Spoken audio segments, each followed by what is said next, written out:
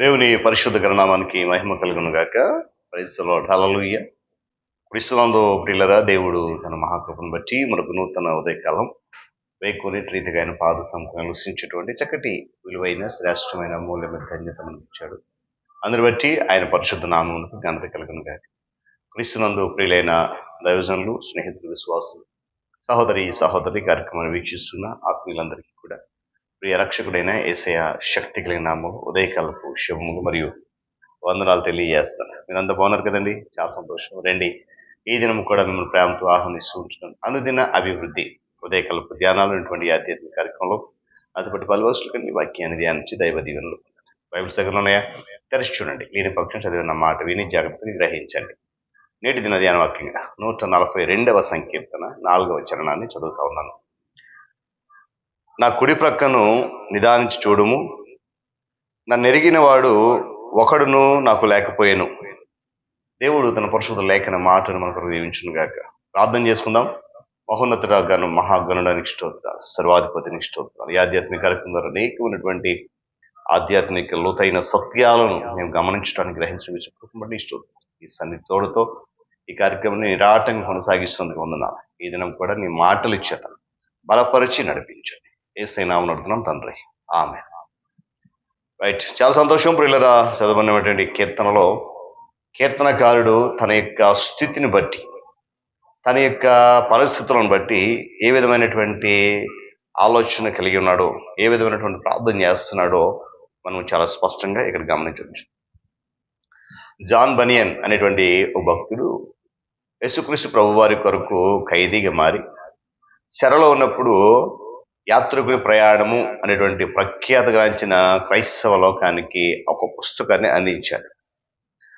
అలాగే పిల్లలు గమనించాలి. అయితే పౌలు చెరలో ఉన్నప్పుడు ఫిలిప్పీలకు పత్రిక రాశాడు. అలాగే దావీదు కూడా ప్రాణ రక్షణ కొరకై అదుల్లాము గుహలో తలదాచుకున్నప్పుడు ఈ 142వ సంకీర్తన వాడడం జరిగింది.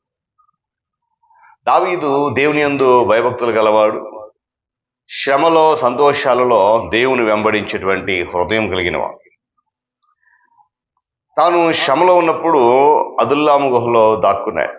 పరిస్థితులను బట్టి మొదటి సమయాల గ్రంథంలో ఆ మాటలు మనకు చూద్దాం. ఆ సందర్భంలో చాలా మంది ప్రజలు దావీదు దగ్గరికి వచ్చారు.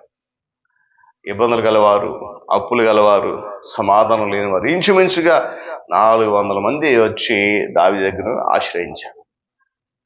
వాళ్ళందరూ ఏమండి దావీదును ఆశ్రయించినట్లుగానే మనము యేసుక్రీస్తు ప్రభువారిని ఆశ్రయించవచ్చు అనేది బైబిల్ చెబుతున్నటువంటి మాట. ఇక్కడ అదుల్లాము అనబడిన గుహ చూడడానికి చాలా చిన్నదిగా ఇరుకుగా ఉంటుంది, కానీ అది లోపల చాలా విశాలమైనటువంటి గుహ, పెద్ద గుహ. కాబట్టి అంతమంది దావీదుతో కలిసి అక్కడ తలదాచుకోవడానికి అవకాశం కుదరదు. అంటే చూడండి, 400 మంది గుహలో ఉన్నారంటే లోపల ఎంత విశాలంగా ఉంటుంది. చూడండి, ఈ 142వ కీర్తనలో దావీదు ప్రస్తావించిన కొన్ని విషయాలను గమనిస్తే, దావీదు గొప్ప పరాక్రమశాలి.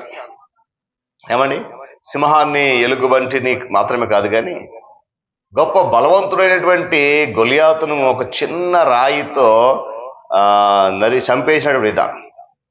ఇంతటి బలవంతుడైనటువంటి దావీదు తనను తాను చూసుకున్నప్పుడు వీళ్ళగా తన నిస్సహాయమైనటువంటి స్థితిని గ్రహించగలిగాడు. 2-3 చరణాల్లో దేవుని ఎదుట దావీదు యొక్క బలశౌర్యాలు ఏమీ కనపడలేదు, పటాపంచలైపోయాయి.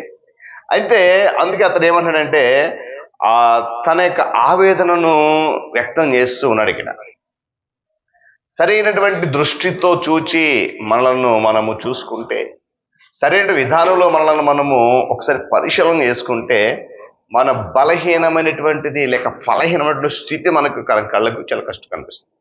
ఇక్కడ దావీదు తనను తాను చూసుకున్నాడు. తన యొక్క బలహీనత ఏంటో, తన యొక్క బలము ఎంత అల్పమైనదో గ్రహించుకోగలిగాడు. యువదేకాశంలో ప్రియులు గమనించాలి.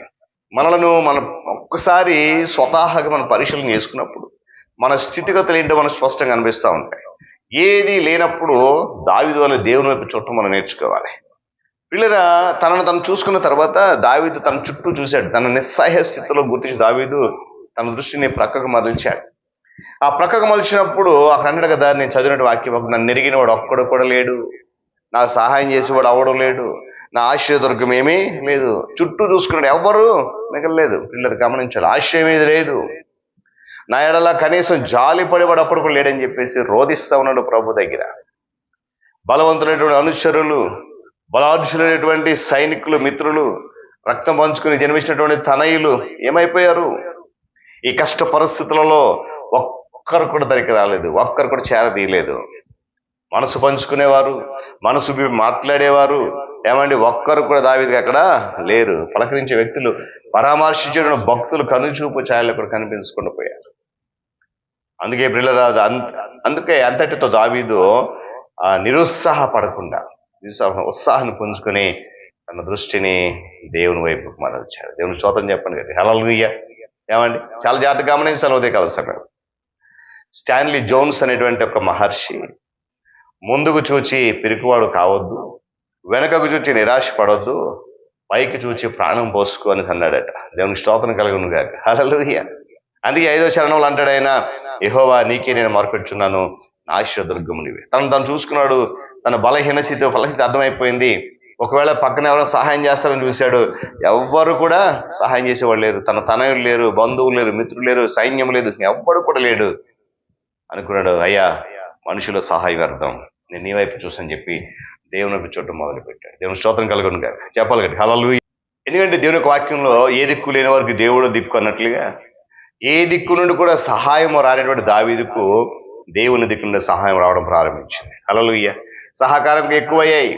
ఏమండి, కొండల తట్టు నా కళ్ళు ఇచ్చున్నాను అంటే దేవుని వైపు చూస్తూ ఉన్నాడు, దేవుని సింహాసనం వైపు చూస్తున్నాడు. ఆ సింహాసనం ఉన్నటువంటి దేవుడు నా మొర ఆలకిస్తాడు, నాకు సహాయం చేస్తున్నాడు, ఒక నిరీక్షణ బలమైన కలిగి ఉన్నాడు. ఆయన దగ్గర నుండి ఏమండి దావీదుకు సంపూర్ణ సహాయం పొందగలిగాడు.